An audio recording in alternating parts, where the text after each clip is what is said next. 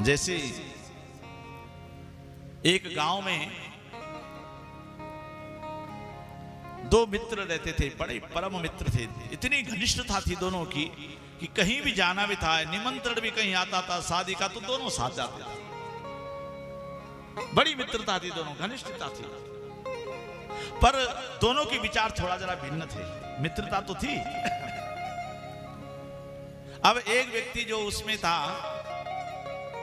उसकी भावना थी, जब किसी के यहां जाता था तो हर किसी से कहता कोई काम है तो मुझे भी बताओ, मैं भी थोड़ा आपकी सहायता करूं। किसी विवाह में चले गया तो अपना दूसरे का हाथ बढ़ाता था कि मैं आपकी थोड़ा हेल्प कर दूं। उसके विचार, उसकी भावना इस प्रकार की थी। और जो दूसरा व्यक्ति था वो बड़ा कामचोर था, काम करता ही नहीं था। वो तो जब देखता था समय के अब खाने का समय हो गया है तो खाते समय पहुंच जाता था। एक परिश्रमीशील था, धर्म पर आस्था रखता था कि मैं आया हूं तो थोड़ा किसी की सहायता कर लूं। दूसरा जो उसका परम मित्र था वो तो उसी समय पहुंचता जब खाने का समय देखता था, और खाया और फिर साफ।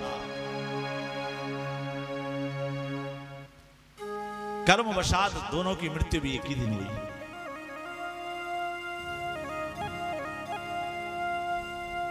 चित्रगुप्त ने धर्मराज से कहा, महाराज ये बड़े दोनों मित्र हैं, तो इनको क्या गति दी जाए। धर्मराज ने कहा, जिसने अच्छा कर्म, जिसकी सहायता की है उसको स्वर्ग में भेज दो, उसको उसी गांव में भेज दो। और दूसरा जिसने कभी अच्छा कर्म नहीं किया, धर्मराज ने कहा उसको वहां का गधा बना दो। प्रभु, हाँ, धर्मराज ने कहा देखो जिसने अच्छा कर्म किया है वो वहां उस गांव का पुनः शरीर धारण करके वहां का प्रधान बन गया, सबकी फिर सहायता करने लगा। और जो पापी पुरुष था उसको उसी गांव में गधा बना करके भेज दिया गया। अब जब कहीं से कुछ बाजार से सामान लाना हो तो हर कोई कहता भैया आज तेरा गधा खाली है, जरा दे दे, जरा सामान लाना है। तो कहने का तात्पर्य है जीवन में जो किया है